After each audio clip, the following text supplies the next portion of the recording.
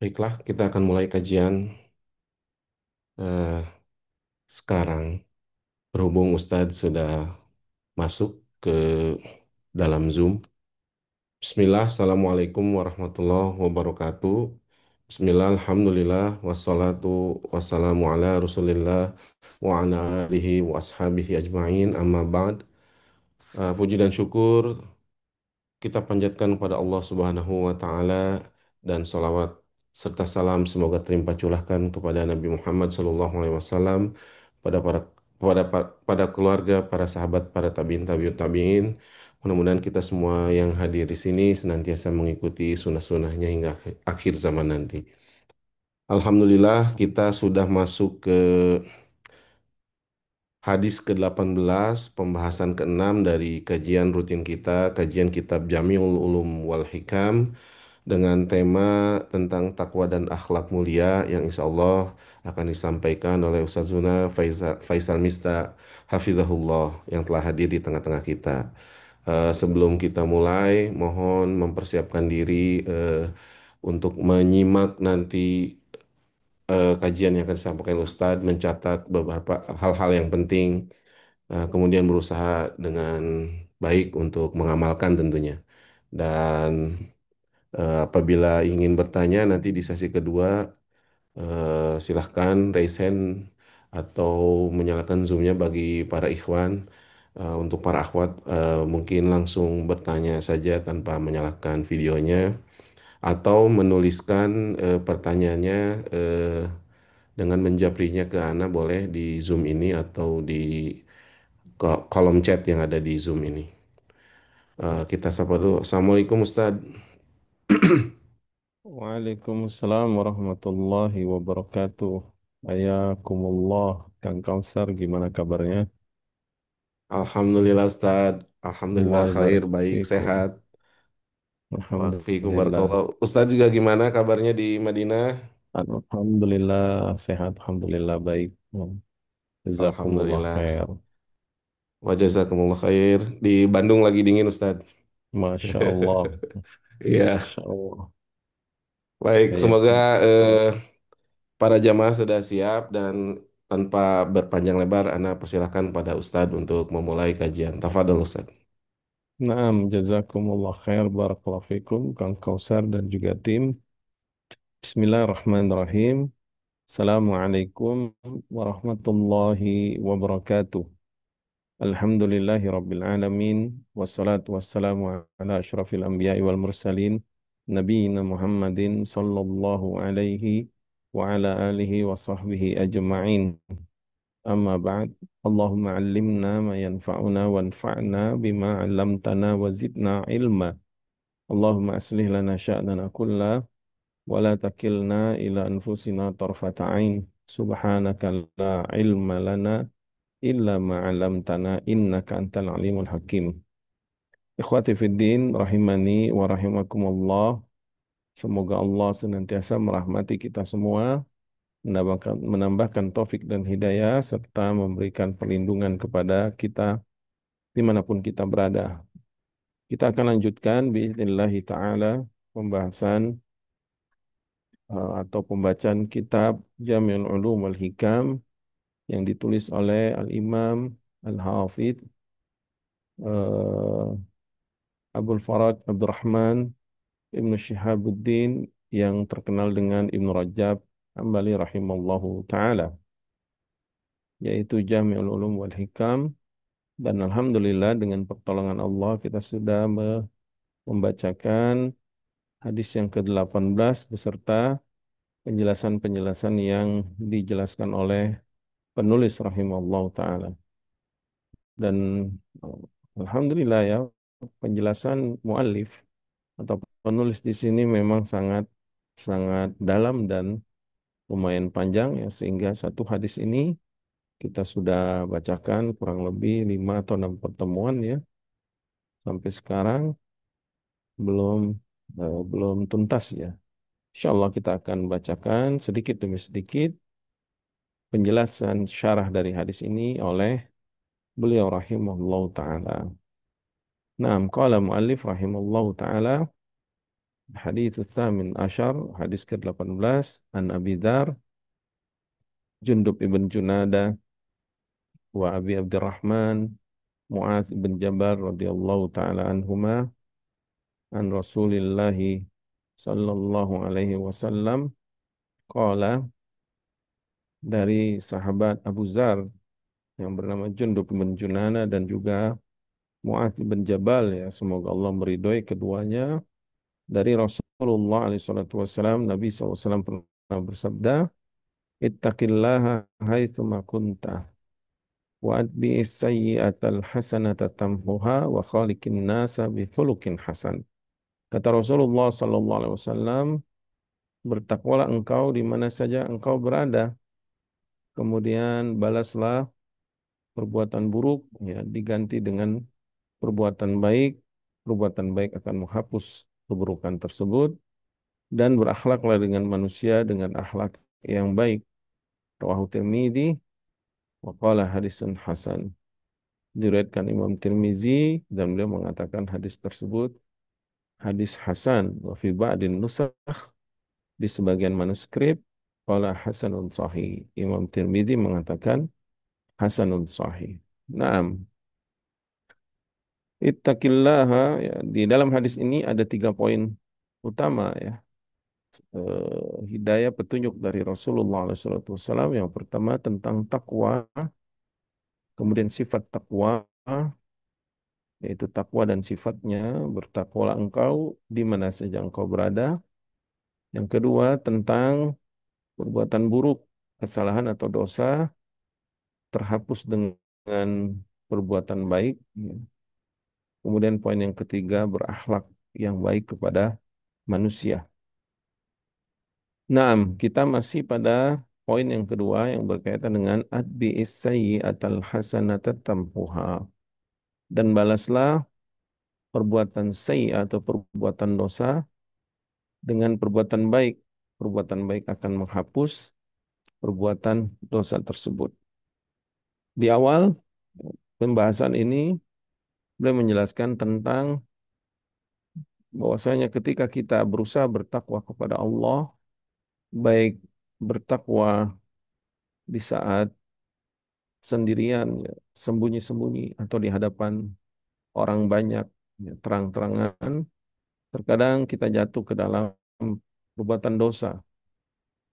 Maka ketika jatuh ke dalam perbuatan dosa, kita diperintahkan untuk segera bertobat kepada Allah dan meyakini bahwasanya Allah Subhanahu wa taala Maha Pengampun, Maha menerima taubat kepada hamba-hambanya yang bertobat kepadanya. Dan sudah disebutkan beberapa dalil baik dari Al-Quran maupun dari Sunnah, hadis-hadis Rasulullah SAW, ataupun perkataan para salaf, ya, yang menjelaskan tentang Allah Maha menerima taubat dari hamba-hambanya yang berdosa. Dan terakhir, ya seperti yang kita lihat pada layar, yaitu hadis yang marfu, ya, dari sahabat Ibnu Mas'ud, ya, atau dalam riwayat lain itu dari sahabat Ibnu Umar. Marfu artinya sampai kepada Rasulullah SAW, dan hadis ini dikeluarkan oleh Sunan Ibnu Majah, ya, Imam Ibnu Majah. Rasulullah SAW bersabda, ibu orang yang bertobat, minadz dzambi, dari perbuatan dosa, kaman la dzanba lahu, dia seperti orang yang tidak memiliki dosa, ya. Taib. Kemudian kita akan lanjutkan. Qala mu'alif rahimahullah ta'ala. Berkata beliau, semoga Allah merahmati Imam Ibn Rajab rahimahullah ta'ala. Wakila lil Hasan, dikatakan kepada Al-Hasan Al-Basri radhiyallahu rahimahullah ta'ala, seorang tabi'in, ala yastahi ahaduna min rabbihi yastaghfiru min zunubihi thumma ya'udu thumma yastaghfiru thumma ya'udu. Kata orang ini kepada Al-Hasan ya, tidakkah salah seorang dari kita malu kepada Allah, yaitu dia berdosa kemudian beristighfar dari dosanya. Setelah itu dia kembali lagi melakukan dosa. Kemudian setelah itu dia bertaubat lagi, beristighfar. Setelah itu dia kembali lagi melakukan perbuatan dosa. Jadi seakan-akan orang ini meremehkan taubat ya, meremehkan istighfar sehingga mengutarakan perkataan ini kepada Imam Al-Hasan Basri rahimahullah ta'ala. Faqala ay Al-Hasan Al-Basri rahimahullah ta'ala. Kemudian Imam Hasan atau Al-Hasan Al-Basri ya, rahimahullah ta'ala menjawab atau mengomentari perkataan orang ini. Wadda syaitanu law dhafira minkum bihadi. Syaitan ingin sekali seandainya dia bisa mengalahkan kalian dalam hal ini. Yaitu dalam hal putus asa dari rahmat Allah. Sehingga meremehkan taubat, ya, meremehkan istighfar. Kemudian beliau menasehati, Fala tamallu minal istighfar. Karena itu kalian jangan pernah bosan ya untuk atau dari istighfar bertobat kepada Allah Subhanahu wa taala. Naam ya, sudah kita sebutkan bahwasanya Allah Subhanahu wa taala tidak pernah bosan menerima tobat kita, menerima istighfar kita, sebanyak apapun dosa selama kita bertobat dan kembali kepada Allah, Allah juga akan membawa sebanyak ampunan untuk kita. Wa ruya anhu annahu qala, dan diriwayatkan juga darinya yaitu dari Al Hasan Al Basri rahimahullah taala, dia pernah berkata, ma ara hadza illa min akhlaqil mu'minin. Akhrajahu Ahmad. Tidaklah aku lihat ini, yaitu beristighfar dan bertobat dari dosa, walaupun dia ulangi lagi kesalahan yang sama atau dosa yang lain, kemudian dia bertobat. Tidaklah aku lihat sifat ini, melainkan akhlak seorang yang beriman kepada Allah Subhanahu wa taala. Diriwayatkan Imam Ahmad. Apa maksudnya? Yakni kata beliau, kata Ibnu Rajab rahimahullah taala, annal mu'mina kullama aznaba taba. Orang-orang beriman itu dengan keimanan mereka itu, setiap mereka melakukan dosa, mereka merasa sakit ya di dalam hatinya, merasa malu dan merasa hina di hadapan Allah. Kemudian mereka pun takut akan dihukum, lalu mereka segera memohon ampunan, bertobat kepada Allah Subhanahu wa taala.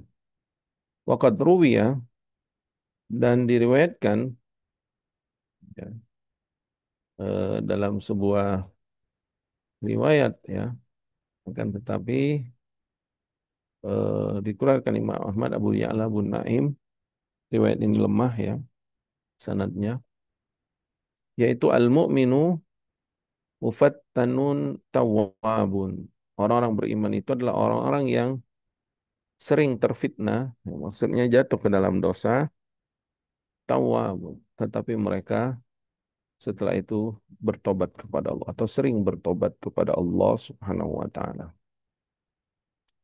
Wa rawa min hadis Jabir bi isnadin dhaifin marfu'an. Begitu juga diriwayatkan dari Jabir bin Abdullah radhiyallahu taala anhu, tetapi sanadnya pun lemah. Disampaikan secara marfu, artinya sampai kepada Nabi SAW, tapi sanadnya lemah. Ya. Imam Ibn Rajab rahimahullah ta'ala menyebutkan sanadnya lemah. Ya. Artinya hadis ini tidak bisa kita jadikan sebagai hujah, tetapi maknanya sesuai dengan makna hadis-hadis yang sudah disebutkan sebelumnya dari hadis-hadis yang sahih yang hasan ya. Sehingga ini hanya sebagai penguat atau menguatkan makna saja. Apa bunyi hadisnya? Al-mu'minu wahin raqiun. Orang mukmin, seorang mukmin itu adalah wahin. Seorang mukmin itu adalah yang mereka itu lemah ya, rapuh, gampang jatuh ke dalam kesalahan, ke dalam dosa. Raqiun, tetapi dari kelemahannya itu dia segera mengakhirinya atau menambalnya atau menggantinya dengan taubat. Itu maksudnya. Fasa'idun, maka berbahagialah atau orang yang berbahagia man halaka ala raq'ihi. Siapa yang meninggal untuk berakhir kehidupan dia di dunia di atas taubatnya. Ini maksudnya ya. Dikeluarkan Imam Tabrani, Imam Baihaqi dalam Syu'abul Iman dari hadis Jabir bin Abdullah. Tetapi hadis ini dhaif ya. Kemudian berkata Umar ibn Abdul Aziz fi khutbatihi rahimallahu taala dalam khutbahnya, beliau mengatakan man ahsana minkum falyahmadillah. Barang siapa di antara kalian yang diberikan taufik oleh Allah sehingga dia melakukan perbuatan baik ya, perbuatan ihsan, amal-amalan soleh, maka jangan lupa untuk memuji Allah. Pujilah Allah atas taufik tersebut, atas hidayah tersebut sehingga engkau dimudahkan untuk mengamalkannya. Waman asa'a, dan sebaliknya siapa yang di antara kalian melakukan keburukan, melakukan kezaliman, melakukan kejahatan, melakukan dosa, maksiat, falyastaghfirillaha wal yatub. Maka segeralah kalian beristighfar ya, kepada Allah Subhanahu wa taala, kemudian bertobat kepada Allah Subhanahu wa taala. Kemudian beliau melanjutkan fa innahu la budda li aqwamin man an ya'malu a'malan wadhafaha Allahu fi riqabihim wa katabaha alaihim. Karena kata beliau sejatinya ya, akan ada kaum, sekelompok kaum atau kaum ya, di mana mereka pasti akan mengamalkan amalan-amalan yang telah Allah tetapkan di atas leher-leher mereka dan yang sudah Allah catatkan untuk mereka. Maksudnya adalah perbuatan yang sudah ditetapkan Allah. Artinya kita ini sudah ditetapkan, takdirkan akan jatuh ke dalam dosa ya. Kemana dengan sabda Rasulullah SAW ya, kullu bani Adam khatta'un. Setiap anak Adam itu pasti akan sering melakukan kesalahan.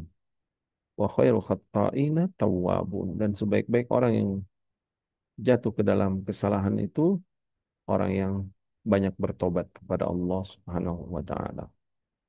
Wa fi riwayatin ukhra anhu, dan diriwayatkan juga ya, darinya yaitu Umar ibn Abdul Aziz rahimahullah taala bahwasanya dia pernah berkata, ayyuhan nas, wahai manusia, wahai kaum muslimin, man alamma bidzambin falyastaghfirillah wal yatub. Barang siapa yang dia tersakiti ya, karena dosa, ya orang-orang yang melakukan dosa itu hakikatnya dia menyakiti dirinya sendiri karena dia telah menzolimi dirinya sendiri dan mungkin sebagian dosanya itu menzolimi orang lain ya. Maka siapa yang merasa pedih ya, merasa perih, merasa sakit akibat dosa karena kesalahannya sendiri, maka segeralah dia beristighfar, memohon ampun kepada Allah dan segeralah dia bertobat. Fa in ada falyastaghfirillah wal yatub. Kalau misalkan dia kembali melakukan dosa, maka segeralah dia beristighfar dan bertobat lagi. Fa'in ada, kalau dia kembali lagi jatuh ke dalam dosa, maka segeralah dia beristighfar dan bertobat lagi. Fa'innama hiya khataya mutawwaqatun fi a'naqir rijal. Karena kata beliau, kesalahan-kesalahan itu atau dosa-dosa itu telah terikat ya, di leher-leher setiap orang.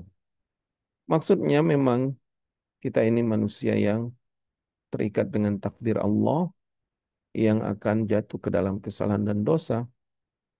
Wa innal halaka dan orang yang kulal halak ya, orang yang celaka, orang yang binasa, orang yang rugi, kulal halak sebinasa-binasanya, serugi-ruginya fil israri alaihi adalah orang-orang yang terus menerus melakukan dosa tanpa ditutup dengan bertaubat. Sudah kita sebutkan ya dulu tentang makna israr, yaitu terus melakukan dosa maksudnya apa? Sebagaimana yang disebutkan oleh Ibnu Hajar Al-Haytami rahimahullah taala, al-israr maksudnya adalah mudawamatu ala dzambi wa tarku taubat ya, wa tarku at-taubat ya, alaihi, yaitu terus menerus melakukan dosa dan dia tidak bertobat dari dosa tersebut. Wa iyadu billah. Akhrajahu Ibnu Abi Syaibah wa Abu Nuaim fil Hilyah. Nah, kemudian beliau Ibnu Rajab rahimahullah taala menjelaskan makna perkataan yaitu Umar ibn Abdul Aziz rahimahullah taala di atas. Kata beliau, wa makna hada, makna dari perkataan beliau di atas, annal abda la budda an yaf'ala ma kuddira alaihi minal dunubi, bahwasanya seorang hamba pasti ya dia akan melakukan apa-apa yang telah ditakdirkan atasnya berupa dosa-dosa yang akan dia lakukan. Sebagaimana sabda Rasulullah SAW, kutiba ala bani Adam hadduhu minaz zina. Ditetapkan ya, atas anak Adam bagiannya dari zina. Maksudnya mau nggak mau pasti kita ini bisa terkena perbuatan zina. Ya. Maksudnya zina apa? Nabi SAW akan menjelaskan bahwa mudrikun dzalika la mahalah. Pasti anak Adam itu akan jatuh ke dalam zina, mau tidak mau dia akan terkena. Fazinal aini nazaru wazinal lisani al-mantiqu wan nafsu tamanna wa tashtahi wal farju yusaddiqu wa yukadzibu. Maka kata Rasulullah SAW, maka zina mata itu an-nadhar dengan melihat yang bukan mahramnya ya, yang diharamkan. Nah, pasti kita terkena itu. Ya. Walaupun itu bukan dosa besar ya, seperti zina hakikatnya ya, yaitu bertemunya dua kemaluan ya, masuk ke dalam lubang tersebut. Tapi ini merupakan dosa dosa kecil yang mau tidak mau kita pasti terkena. Kita buka media sosial ya, misalkan Facebook, Instagram, apalagi TikTok ya, apalagi yang lainnya.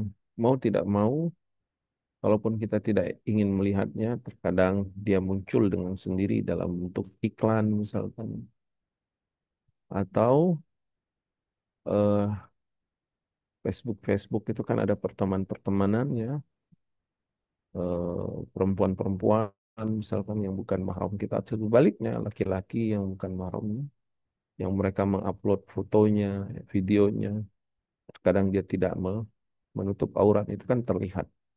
Mau tidak mau kita terkena perbuatan itu. Kemudian wazinal lisani al-mantiqu, dan zina lisan itu dengan berbicara kepada yang bukan mahramnya dengan dengan syahwat ya, seperti ngobrol berdua ya, tanpa ada tujuan, tanpa ada maksud yang bukan mahramnya. Kemudian setelah itu wan nafsu tamanna wa tashtahi.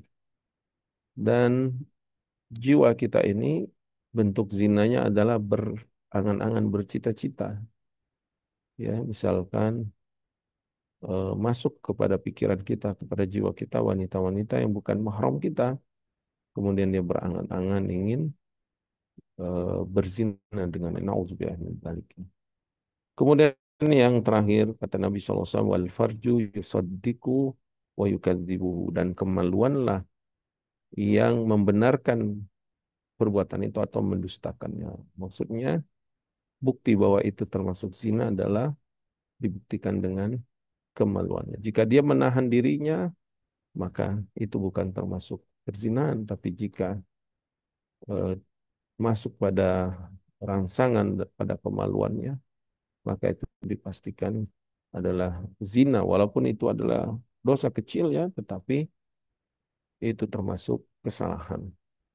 Dan Nabi SAW dalam hadis ini diriwayatkan Imam Muslim, Abu Daud dari sahabat Abu Hurairah. Nabi menyatakan bahwa setiap anak Adam pasti ada bagian dia dari zina. Nah, kalaupun tidak terlihat di media sosial, terkadang kita ke pasar atau berkumpul di tempat perkumpulan yang di sana bercampur baur laki-laki perempuan misalkan. Mau tidak mau terkadang sengaja atau bahkan tidak sengaja kita melihat ya, melihat wanita-wanita yang bukan mahram kita, terkadang tidak sengaja lekukan-lekukan tubuh mereka pun itu terlihat. Itu kalau misalkan di tempat umum tanpa sengaja. Bagaimana kalau yang mereka sudah terbiasa setiap hari berkumpul di satu ruangan, di kantor misalkan, atau di pasar yang setiap hari bertemu yang bukan mahramnya. Wa nasallallahu salam wal afiyah wa na'udzubillahi min dzalika, yaitu dari perbuatan dosa zina tersebut. Maka jagalah diri kita, jagalah pandangan kita sebagaimana perintah Allah Subhanahu wa taala, wa kullil mu'minina yaghuddu min absarihim. Dan katakan kepada orang-orang yang laki-laki yang beriman untuk menundukkan pandangan mereka, begitu juga kepada wanita-wanita yang beriman untuk menundukkan pandangan mereka dan menjaga hati mereka. Kemudian beliau melanjutkan, walakinallaha ja'ala lil abdi makhraja mimma waqa'a fihi minadz dzunub bitaubah wal istighfar. Akan tetapi ya, walaupun mau tidak mau kita akan jatuh ke dalam perbuatan dosa tadi ya, Allah memberikan jalan keluar bagi hamba-hambanya, memberikan solusi syar'i terhadap apa-apa yang dia terjatuh dari dosa-dosa tersebut. Apa jalan keluarnya? Bertobat dan beristighfar. Makanya kita banyak-banyak memohon ampun kepada Allah. Di dalam zikir pagi dan petang itu kan ada Allahumma afini fi badani, ya. Allahumma afini fi sam'i. Allahumma afini fi basari. Ya Allah, maafkanlah aku, ampunilah aku atas dosa-dosa badanku. Ya Allah, ampunilah aku atas dosa-dosa pendengaranku. Ya Allah, maafkan aku, ampuni aku atas dosa-dosa penglihatanku. Nah, ini adalah obat, ini adalah solusi, jalan keluar atas sunnatullah yang pasti terjadi kepada anak Adam, ya, hamba Allah, jatuh ke dalam perbuatan dosa tersebut, yaitu dengan beristighfar dan bertaubat.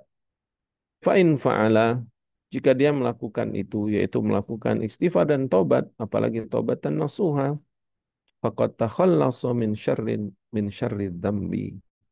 Sungguh dia akan selamat ya dari keburukan dosa itu, yaitu hukuman. Karena konsekuensi dari dosa adalah hukuman dari Allah Subhanahu wa taala. Dan Allah Subhanahu wa taala mengancam hamba-hambanya, wa'lamu annallaha syadidul iqab, kata Allah, dan ketahuilah oleh kalian bahwa Allah memiliki maha keras siksanya, maha pedih hukumannya.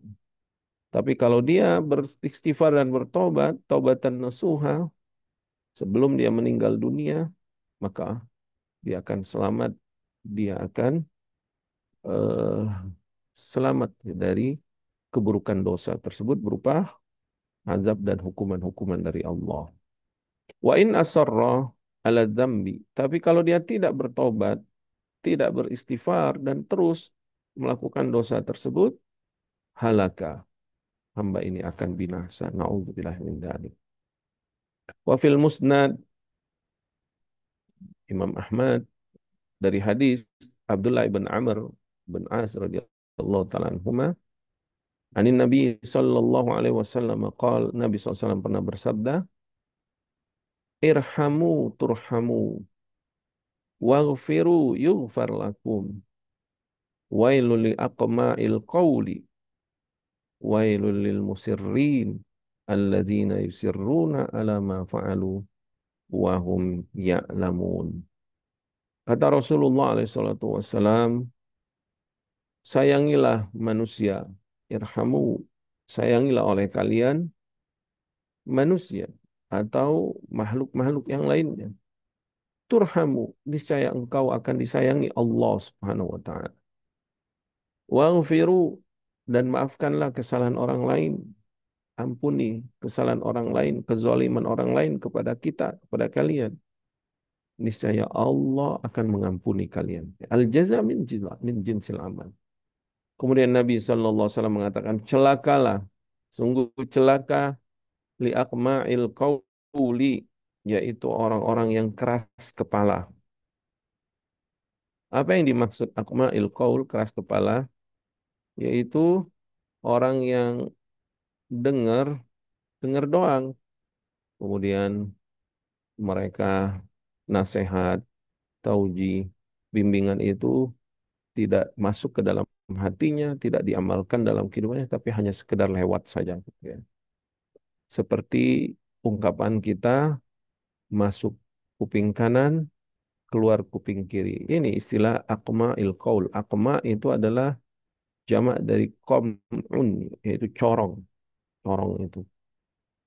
Akma il qaul maksudnya perkataan itu masuk dari satu sudut, kemudian tembus ke sudut yang lain. Enggak bermanfaat. Kemudian wailul lil musirrin, celakalah bagi orang-orang yang terus-menerus melakukan dosa.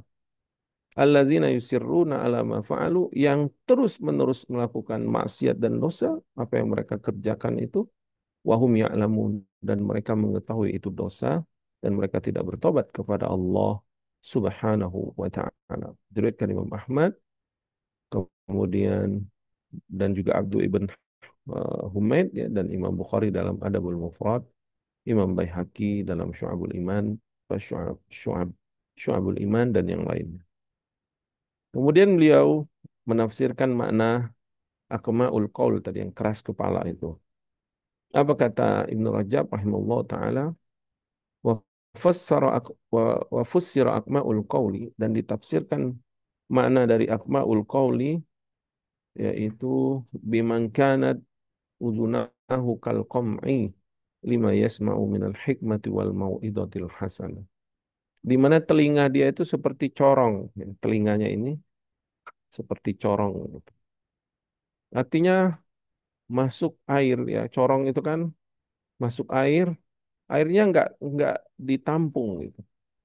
Kita tahu corong yang apa itu, yang biasa buat masukin minyak itu ya, untuk masukin ke botol kan.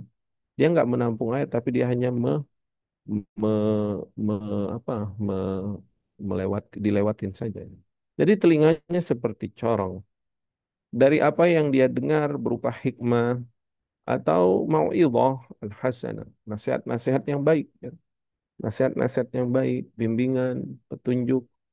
Dia dengar, masuk ke kuping kanan, keluar kuping kiri, ya. Fa idza dakhala syai'un min dzalika fi udunihi, Apabila masuk nasihat tersebut, bimbingan tersebut, hidayah tersebut ke dalam kupingnya, satu satu kupingnya, kharaja minal ukhra. Keluar nasihat itu ke kuping yang lain. Walam yantafi bisyai'in mimma sami'ah. Dia tidak bisa mengambil manfaat dengan sesuatu apa yang dia dengar. Ya, jadi istilah masuk keluar apa kuping kiri, keluar kuping kanan itu istilah hadis Nabi ya sallallahu alaihi wasallam, ini hadisnya ya. Istilah itu ternyata dari syariat ya, dari sunnah Rasulullah SAW yang sering kita dengarkan nih.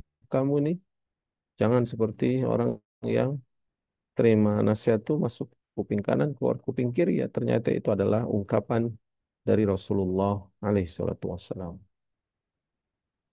Nah, kemudian ya, setelah beliau menjelaskan tentang Allah Subhanahu wa taala yang Maha menerima taubat dan juga manusia itu tidak lepas dari kesalahan dan dosa, beliau menjelaskan makna al-hasanah dalam hadis ini.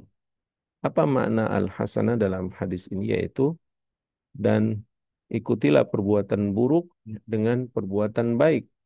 Niscaya tamhuha, perbuatan baik akan menghapus perbuatan buruk tersebut. Maka Imam Ibnu Rajab rahimahullah taala ingin mensyarah makna al-hasanah. Perbuatan baik di sini apa sih maksudnya? Beliau akan menyebutkan perkataan-perkataan para ulama, para salaf, dan juga hadis-hadis yang mendukung dari makna ini, bahwa makna al-hasanah di sini ada dua. Yang pertama maknanya adalah taubat, yang kedua maknanya secara umum. Artinya semua kebaikan dalam Islam, semua amalan soleh dalam Islam itu disebut al-hasanah. Nah, beliau mengatakan wa qauluhu sallallahu alaihi wasallam. Adapun sabda Rasulullah alaihi salatu wasallam, atbi'is sayyi'atal hasanata, ikutilah perbuatan buruk dengan perbuatan baik tampuha, yaitu perbuatan baik akan menghapus kesalahannya. Qad yuradu bil hasana at-taubah min tilkas sayyi'at. Terkadang kata beliau maksud dari kebaikan dalam hadis ini maknanya adalah taubat min tilkas sayyi'at, dari keburukan yang dia lakukan. Jadi adbi sayyi'atal hasanah, ikutilah perbuatan buruk yang kau lakukan dengan hasanah, maksudnya dengan bertobat. Tamhuha, taubatmu itu akan menghapus kesalahanmu. Seperti hadis-hadis sebelumnya, bahwa taubat itu akan menghapus kesalahan, atau hadis yang marfu tadi ya, yang datang dari sahabat Ibnu Mas'ud, diriwayatkan Ibnu Majah, hatta ibu minad dambi kaman la dzanba lahu. Rasulullah SAW mengatakan apa? Orang yang bertobat dari kesalahan, dari dosa, maka seakan-akan dia tidak memiliki dosa, ya dihapus kesalahannya. Waqad warada dzalika sharihan fi hadisi mursal. Terkadang kata beliau, sungguh ya, makna hasanah ini dengan tobat datang dengan sorry, ya, yaitu dengan lafaz yang terang-terangan, yang jelas gitu. Pada sebuah hadis yang mursal, ya, hadis mursal ini hadis yang terputus sebenarnya sanadnya ya, dari tabi'in kepada Rasulullah SAW.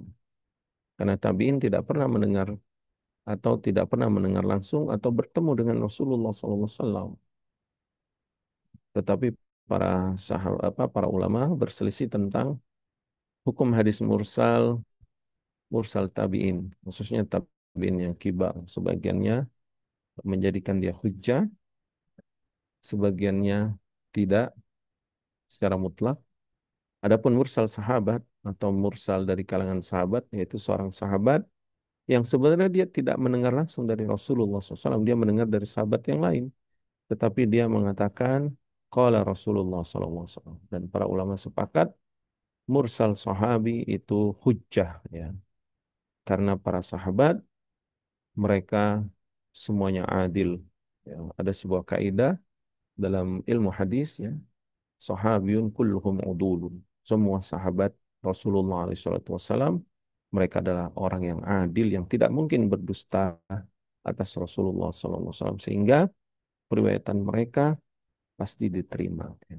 Walaupun itu mursal, maksudnya walaupun dia tidak mendengar langsung dari Rasulullah SAW, dia mendengar dari sahabat yang lain, tetapi itu diterima. Ya. Kharrajahu Ibnu Abi Dunya, dikeluarkan oleh Ibnu Abi Dunya min marasili Muhammad ibn Jubair ibn Mut'aim ibn Adi, ya. Yaitu dari mursalnya seorang tabi'in, anak dari seorang sahabat yang mulia, yaitu seorang tabi'in bernama Muhammad ibn Jubair, Jubair ibn Mut'aim ibn Adi, ya, radhiyallahu ta'ala anhu.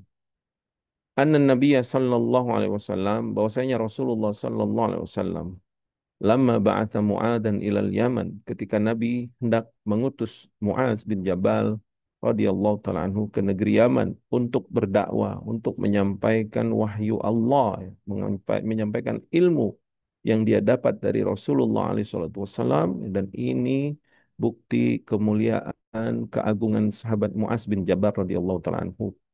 Beliau termasuk salah satu sahabat yang ditunjuk Nabi untuk berdakwah. Karena nggak sembarangan ini kalau diutus untuk berdakwah, pasti dia orang yang berilmu tentu. Kemudian orang yang bertakwa pasti mengamalkan ilmunya. Dan pasti dia orang yang eh, dekat dengan Allah, ya.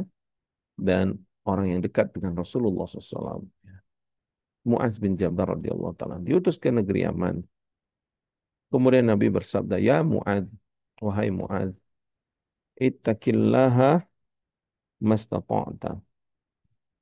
Bertakwalah kepada Allah Subhanahu wa taala semampumu, yaitu sekemampuanmu melaksanakan perintah Allah Subhanahu wa taala.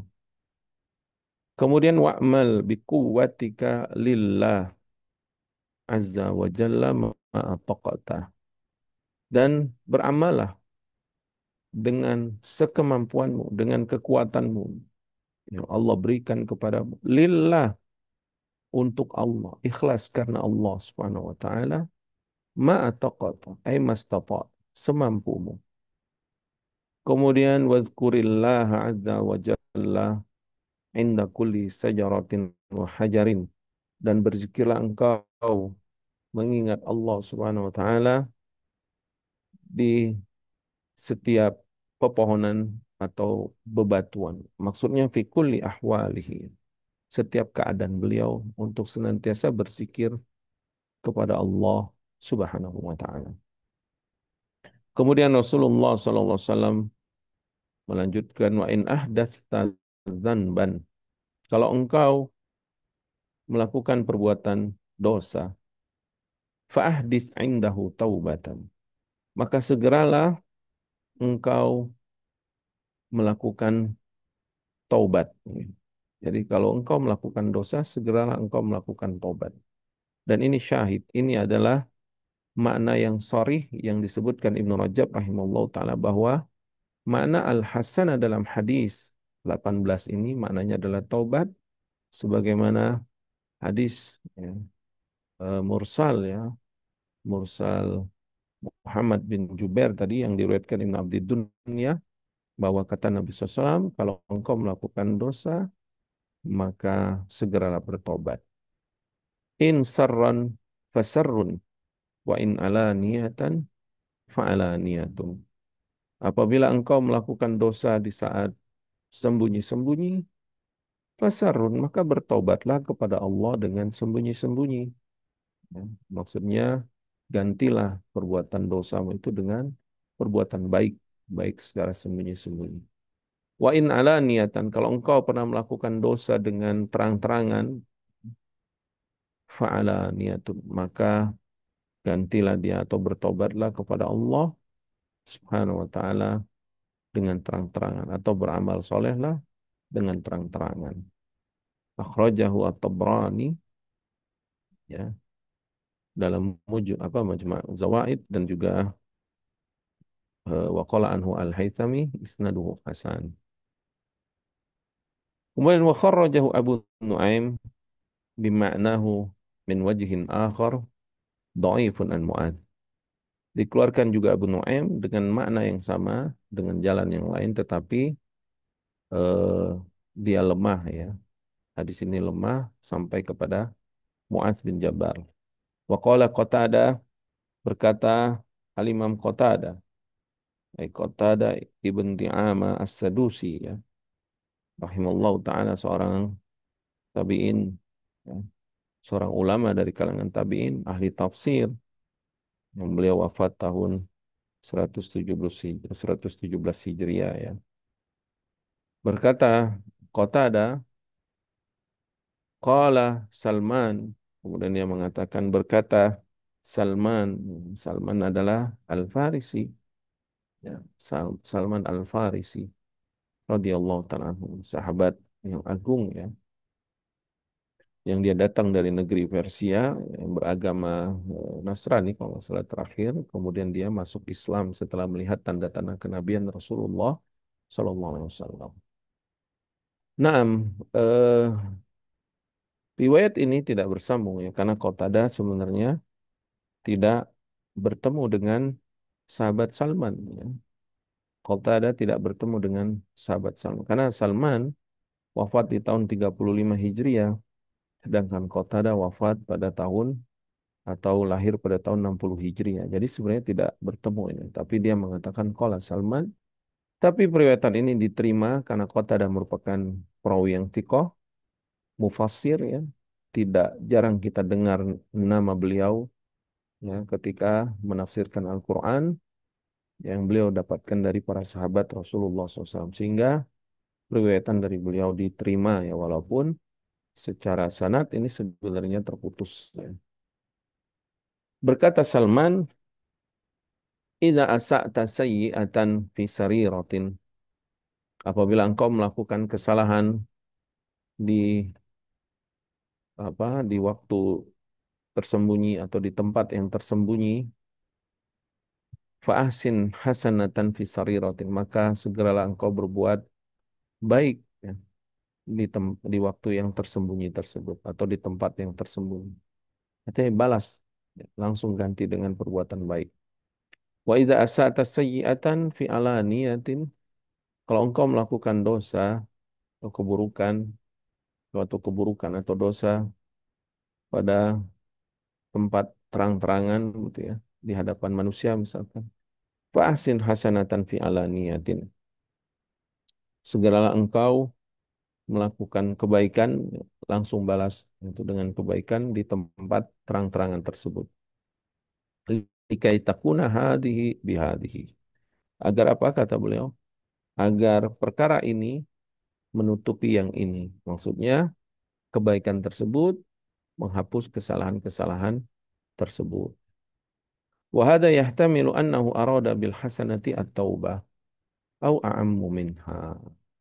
Dan ini ya, riwayat ini menunjukkan ya ada kemungkinan yang dimaksud dengan hasanah di sini adalah taubat maknanya. Artinya kalau engkau melakukan kesalahan saat sendirian ya, sembunyi-sembunyi, bertobatlah engkau di saat sendirian. Bila engkau melakukan kesalahan di saat terang-terangan di hadapan orang lain, bertobatlah di saat terang-terang. Ya. Au ammah minha, atau maknanya lebih umum lagi dari hal tersebut. Atau maksudnya hasanah ini tidak hanya maknanya taubat, tapi bisa juga amalan soleh yang lainnya.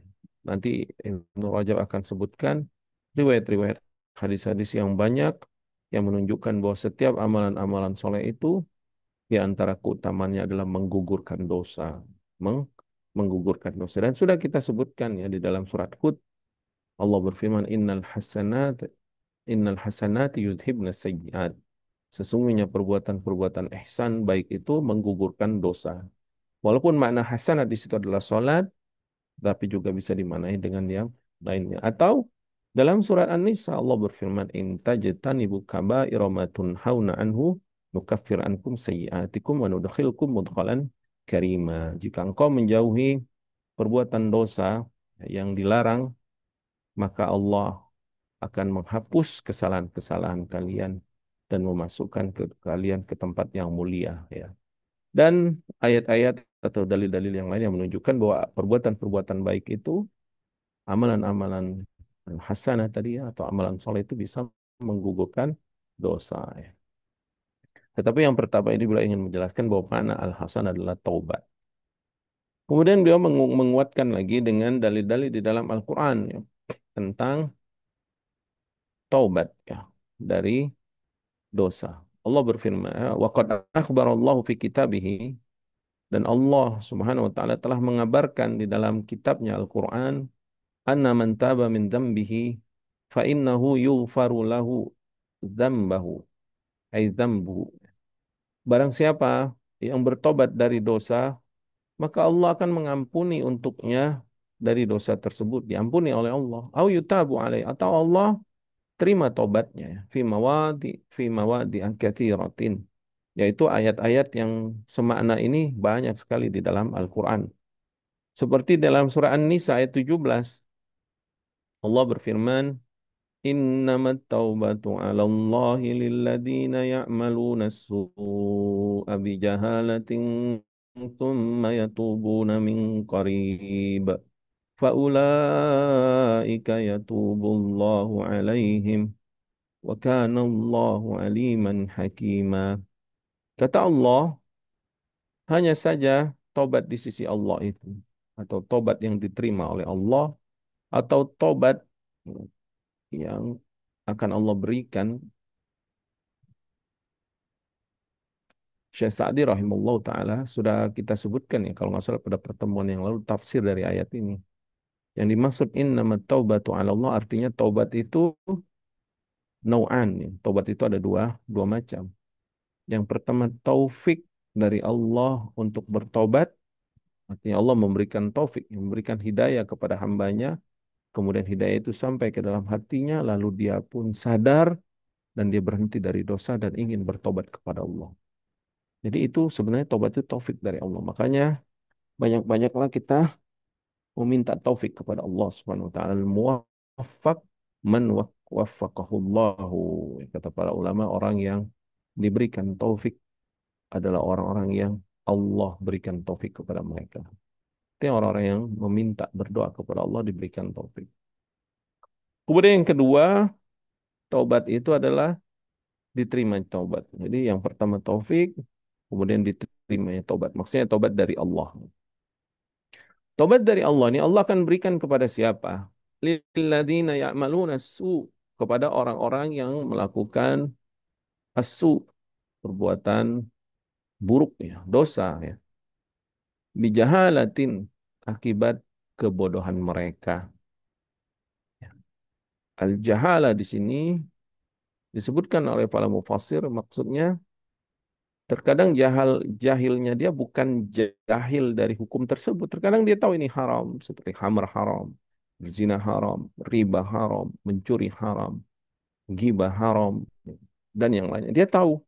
Tetapi jahilnya di sini terkadang dia jahilnya tentang uqubah atau akibah, yaitu hukuman. Betapa sakitnya, pedihnya hukuman dari dosa-dosa itu. Kan dia jahil dari hukuman tersebut, akhirnya dia gampang melakukan dosa. Terkadang orang itu kalau tahu konsekuensinya ini berat, dia nggak berani. Tapi karena dia nggak tahu, akhirnya dia jatuh dalam kesalahan. Maka walaupun dia tahu ini hukumnya haram, lalu dia jatuh ke dalam maksiat, karena jahilnya dari hukuman dosa tersebut, ini juga disebut dengan jahil ya. Ya kan? Misalkan seorang melanggar, dia nggak tahu sanksi dari pelanggaran ini, misalkan kendaraan aja. Dia nggak tahu misalkan kalau sanksi pelanggaran ini berat, contohnya tidak pakai sabuk misalkan ya.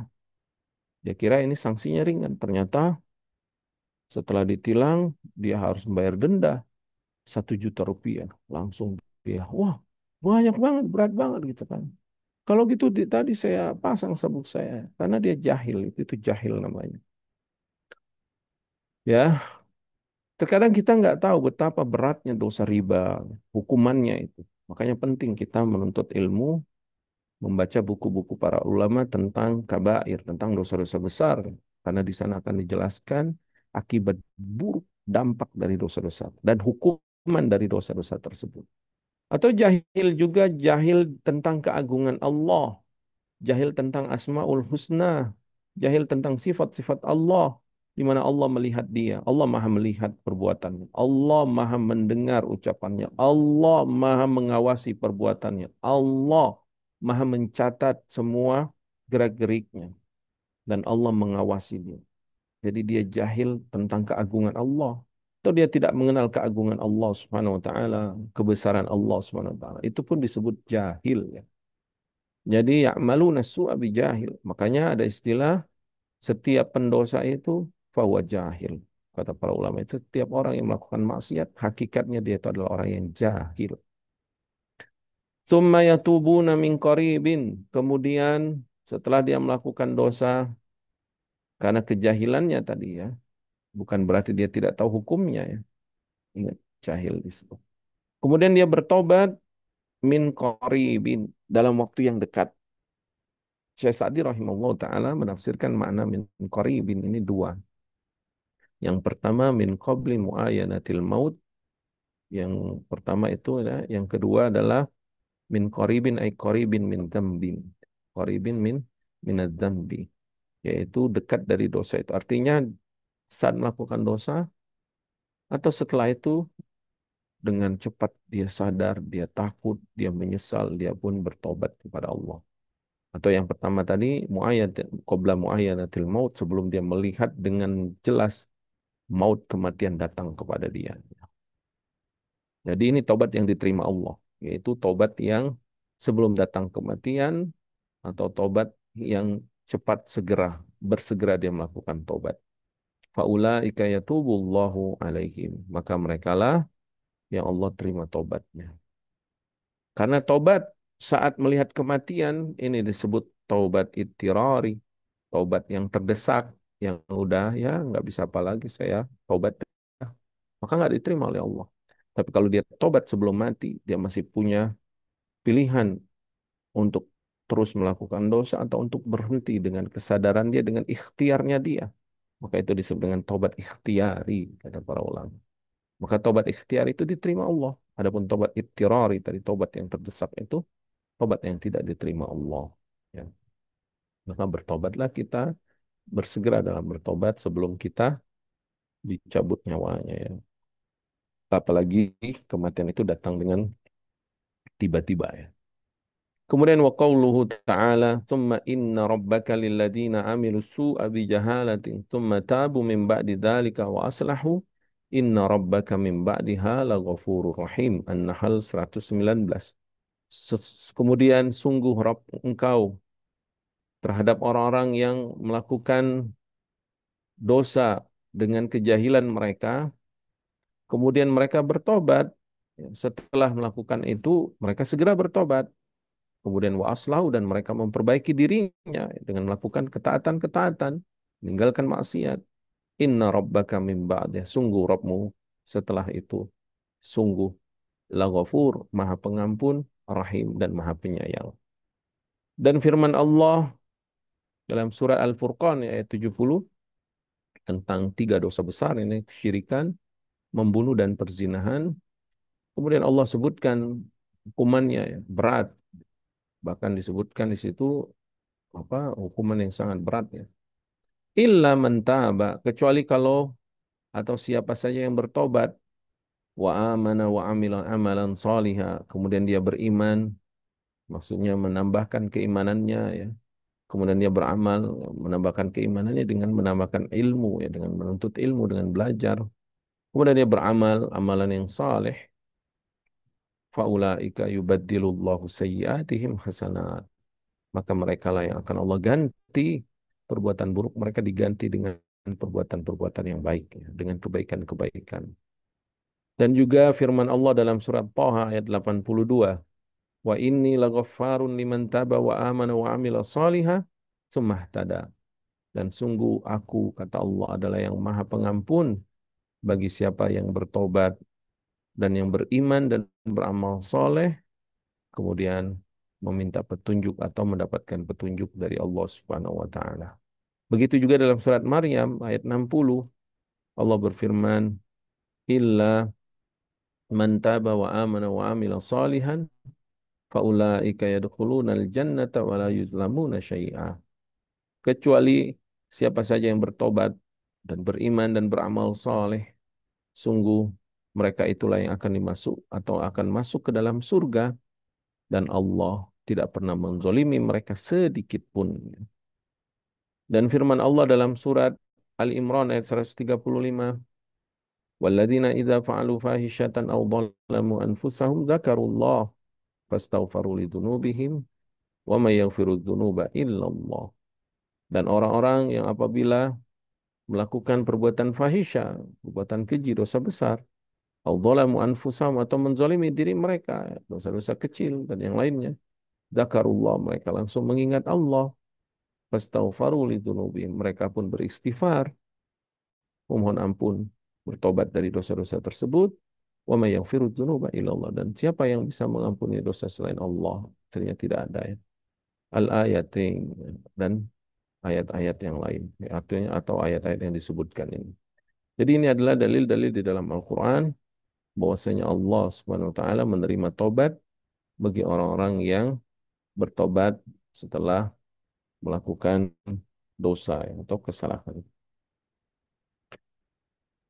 Qala mu'alif rahimahullah taala. Kemudian Al-Imam Ibn Rajab rahimahullah mengatakan, qala Abdul Razzaq, berkata Abdul Razzaq. Siapa Abdul Razzaq? Di sini beliau adalah Abdul Razzaq Ibn Hammam As-San'ani yang wafat pada tahun 211 Hijriah ya, lahir pada 126 Hijriah, abad kedua Hijriah.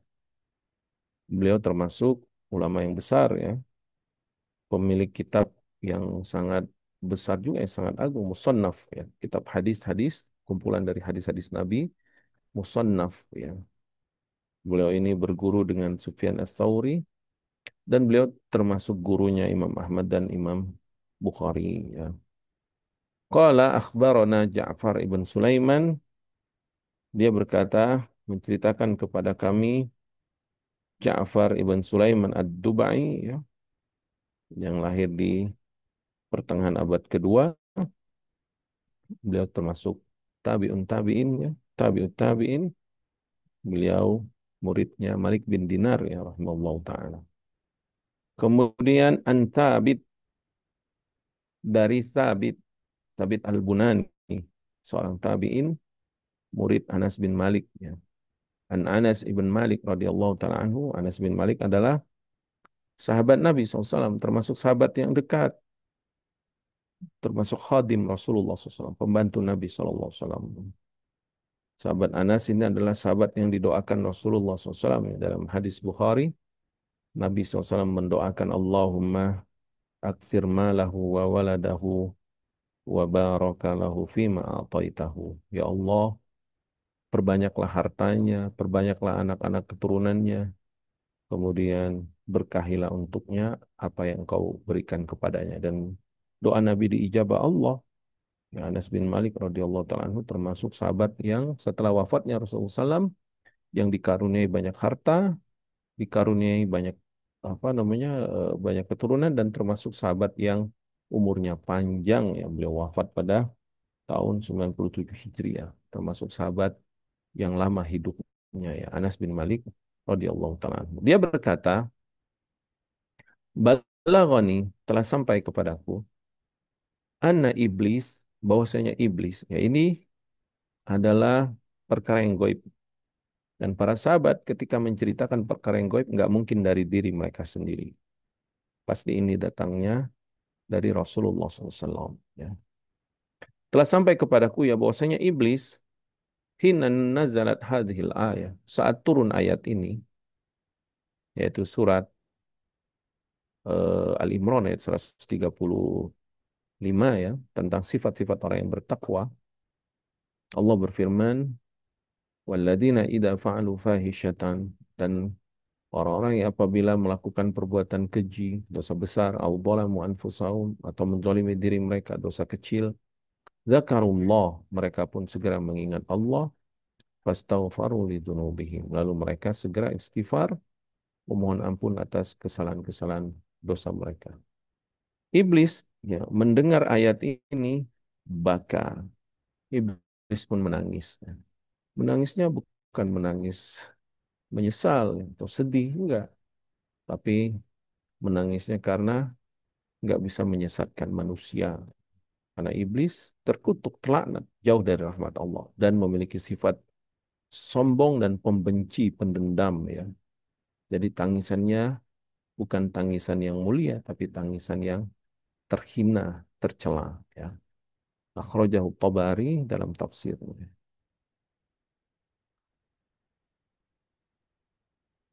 Kemudian wa yurwa an Ibnu Mas'ud radhiyallahu taala anhu qala, dan diriwayatkan dari Ibnu Mas'ud ya radhiyallahu taala anhu, dia mengatakan hadhil ayah, ayat ini, yaitu ayat ini surat Al-Imran 135 ini, khairun li ahli dzunub minad dunya wa ma fiha. Sangat baik, bahkan lebih baik bagi pelaku dosa dari dunia dan isinya. Artinya ayat ini ayat tentang Allah menerima taubat lalu diamalkan, itu lebih baik bagi mereka para pelaku dosa seperti kita ya, yang telah banyak melakukan dosa. Kita bertobat, maka ini lebih baik daripada dunia dan seisinya. Ya. Wa qala Ibnu Sirin, dan berkata Ibnu Sirin ya, Muhammad bin Sirin rahimallahu taala, a'tana Allahu hadhil ayah makana ma ja'ala li bani Israil fi kafaratin dunubihim. Sungguh Allah telah memberikan kepada kita kaum muslimin umat Nabi Muhammad SAW ayat ini, ayat yang terbaik ya, maksudnya ayat yang sangat baik sebagai ganti dari apa yang telah Allah tetapkan untuk Bani Israel pada kafarat dari dosa-dosa mereka. Nah, Bani Israel dulu kalau untuk bertobat mereka sangat berat ya. Di antaranya mereka itu kalau melakukan dosa lalu ingin bertobat, maka akan ada tulisan di pintu-pintu rumah mereka tentang kafarat dan juga dosa mereka, dosa dan kafaratnya, yaitu di pintu-pintu mereka. Dia terhina di dunia, tapi kalau dia bertobat diampuni Allah. Tapi tetap di dunia dia tercatat orang yang melakukan dosa. Tapi kalau dia tertulis kafaratnya dan tidak bertobat, maka dia akan celaka di akhirat. Adapun kaum muslimin umat Nabi Muhammad SAW, alhamdulillah ya, kita tidak diberikan tanda di dahi kita, di wajah kita, di rumah-rumah kita ya, dengan apa dosa-dosa tersebut. Tetapi kadang kita sendiri yang malah mujahir gitu ya, yang menampakkan dosa-dosa tersebut. Nauzubillah min dzalik. Bahkan sebagian Bani Israel, umat Nabi Musa alaihissalam ya, saat itu untuk taubat mereka, mereka harus saling membunuh di antara mereka. Begitu beratnya syariat mereka. Tapi alhamdulillah syariat kita dimudahkan Allah. Ya, ini adalah keberkahan dari umat Rasulullah sallallahu alaihi wasallam. Nafa'ana Allah bima 'allamana wa zadana ilman wa taufiqan wa an yuslih lana sya'nana kulla wa hadana ilaihi siratan mustaqima. Allahumma inna nas'aluka al-huda wa tuqa wal iffata wal ghina. Allahumma inna nas'aluka ilman nafi'an wa rizqan tayyiban wa amalan mutaqabbala. Allahumma ati nufusana taqwaha wa zakkiha anta khairu man zakkaha anta waliwa wa maulaha. Allahumma inna na'udzubika min ilmin la yanfa'u min qalbin la yakhsha min nafsin la tashba'u min da'watin la yustajabu laha. Allahumma ighfir lana wa li walidayna wa li masyayikhina wa lil muslimina wal muslimat. Allahumma aslih lana dinana alladhi huwa ismatu amrina wa aslih lana dunyana allati fiha ma'ashuna wa aslih lana akhiratana allati ilaiha ma'aduna waj'alil hayata ziyadatan lana fi kulli khair wal mauta rahatan lana min kulli sar. Allahumma aminna fi awtanina wa asli a'immatana wa wulata umurina waj'al wilayatana fi man khafaka wattaqaka wattaba'a ridhaka ya rabbal alamin. Allahumma farid hamal mahmumina minal muslimin wa nafis karbal makrubin waqtid dayna 'anil madinin washfi mardana wa mardal muslimin warham mautana wa mautal muslimin ya rabbal alamin. Allahumma aslih dhata bainina wa alif baina qulubina wahdina subul salam wa akhrijna minadh dhulumati ilan nur wa a'izna wal muslimina minal fitan ma dhahara minha wa ma batan. Allahumma ya rabbana atina fid dunya hasanah wa fil akhirati hasanah wa qina adzaban nar. Ya hayyu ya qayyum ya dzal jalali wal ikram, aslih lana ajmain an-niyata wal dzurriyyata wal amal. Subhanakallahumma bihamdika asyhadu an la ilaha illa anta astaghfiruka wa atubu ilaik. Wassallallahu ala nabiyyina Muhammad wa ala alihi wasallam wa akhiru da'wana anil hamdulillahi rabbil alamin. Assalamualaikum warahmatullahi wabarakatuh. Waalaikumsalam warahmatullahi wabarakatuh. Jazakumullah khairan Ustadz atas materi yang tadi berikan pada kita malam hari ini waktu Indonesia yang intinya adalah masih tentang meningkatkan ketakwaan dan fokus atau membahas tentang taubat yang insya Allah ya selama kita masih ada umur kita merasa kita masih berdosa maka kita sudah sepatutnya untuk bertobat dari dosa-dosa yang kita lakukan. Untuk itu apakah ada sesi tanya jawab Ustaz? Nah, mungkin satu aja ya.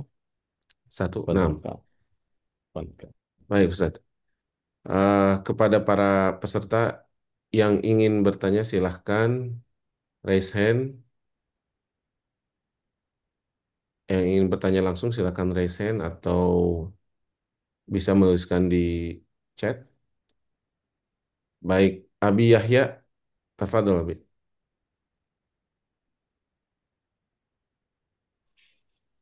Assalamualaikum warahmatullahi wabarakatuh. Waalaikumsalam warahmatullahi wabarakatuh.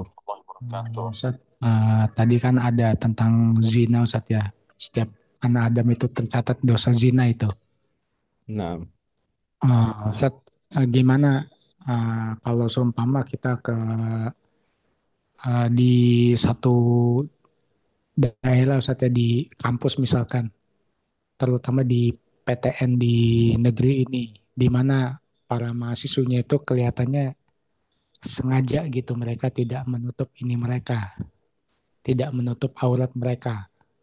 Ini bukan di medsos tapi ini di dunia nyata gitu Ustaz. nah, Itu nggak hanya di bagaimana Ustaz? PTN, Kalau di misalnya mana-mana, hmm, di di mall kan, di kampus Ustaz, di pasar. Nah, maksudnya nggak hanya di di kampus. kampus Ustaz. Hmm.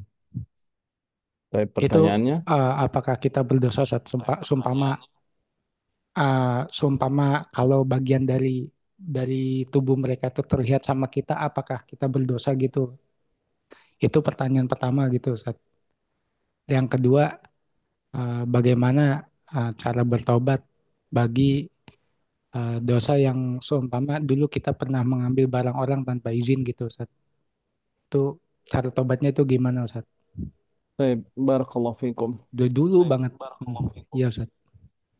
Nah, seperti yang kita sebutkan ya di dalam hadis Nabi SAW yang disebutkan tadi bahwa setiap anak Adam ada bagian dari perzinahan.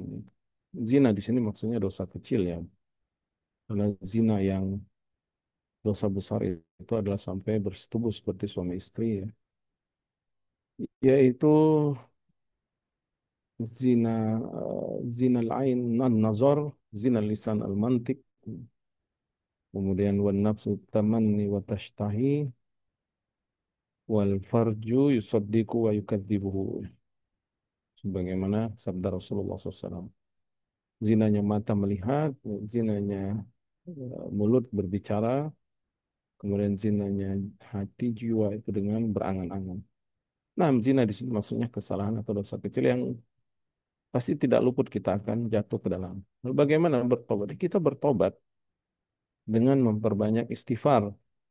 Kemudian dengan berusaha menjaga pandangan. Jangan dilepaskan pandangan kita itu. Jangan liar pandangannya. Jangan mudah memandang-mandang seperti ya. Jaga pandangan kita, tundukkan pandangan kita sambil berzikir, ya, sambil subhanallah, alhamdulillah, la ilaha illallah, Allahu akbar. Seperti itu. Karena zikir itu akan menenangkan hati dan menjaga kita dari perbuatan-perbuatan dosa tersebut.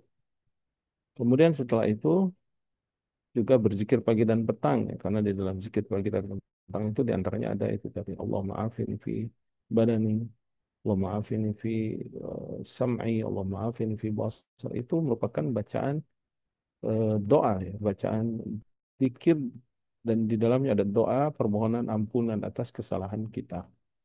Kemudian bagaimana bertobat dari dosa dahulu yang kita pernah mengambil barang orang lain. Para ulama menyebutkan bahwa tobat dan nasuha itu ada beberapa rukun. Yang pertama, rukunnya itu adalah tarkuz dzambi, yaitu meninggalkan dosa itu, segera meninggalkan dosa itu, berhenti. Kemudian yang kedua, an-nadamu alaihi. Kita menyesal dari perbuatan dosa itu, menyesal, bersedih kita. Penyesalan itu kata Ibnu Qayyim rahimahullah taala dalam Ighathatul Lahafan, al-inqibad ya. Penyesalan itu merupakan rasa sesak dada kita ala ma fata alaih minal khair, atas kebaikan yang luput darinya. Nah, dengan dosa berarti kan dia luput dari kebaikan. Sehingga dia menyesal, menyesak, sesak dadanya, perih, sakit. Ya. Kita nih harusnya misalkan, biasanya kita kapan itu merasa menyesal? Harusnya kita misalkan dapat nilai 100 ya di kuliah itu, IPK-nya tinggi. Atau misalkan dia berdagang, harusnya dia untungnya puluhan juta atau mungkin bisa ratusan juta.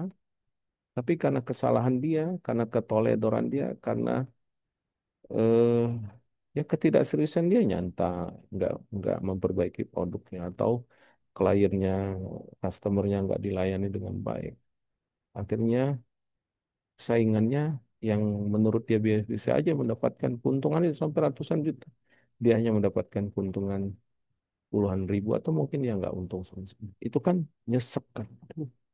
Aduh, nyesek. Nah itu menyesal itu perspektif. Nah maksud menyesal dari dosa itu dia menyesal, nyesek dadanya akibat apa? Dosa yang dulu pernah dia lakukan karena dia luput dari kebaikan. Kemudian yang ketiga itu al-azmu, berazam ala adam ada adam adami al arruju atau al-aud ya. Berazam untuk tidak kembali lagi dosa melakukan dosa tersebut. Kemudian di antaranya para ulama menyebutkan ya rukun bertobat itu atau syarat tobat diterima tobat itu kalau berhubungan dengan hak manusia maka harus mengembalikan hak tersebut. Jadi bagaimana bertobat dari apa yang pernah kita ambil dari hak orang, kembalikan. Kalau kita masih mengetahui orang itu, mengenal orang itu, kembalikan ya. Kembalikan dan jujur ya. Kembalikan haknya. Kalau misal kita takut, kita malu, maka kita cari perantara agar hak dia itu sampai kepadanya. Kalau orang yang sudah nggak ada, tapi masih ada ahli warisnya, kasih ke ahli waris. Kalau ternyata nggak ada juga, sudah nggak tahu kemana orangnya, dan barangnya juga nggak terlalu besar nilainya, maka kita sedekahkan atas nama orang tersebut. Semoga Allah Subhanahu wa taala menerima taubat kita. Rabbana taqabbal minna innaka antas samiul alim wa tub alaina innaka antat tawwabur rahim. Wa sallallahu ala nabiyyina Muhammadin wa ala alihi wasallam wa akhir da'wana alhamdulillahi rabbil alamin. Assalamualaikum warahmatullahi wabarakatuh. Nah, Kang Kausar, Waalaikumsalam kita pamit ya, Kang. warahmatullahi wabarakatuh. Nah, Ustaz, tafadhol Ustaz.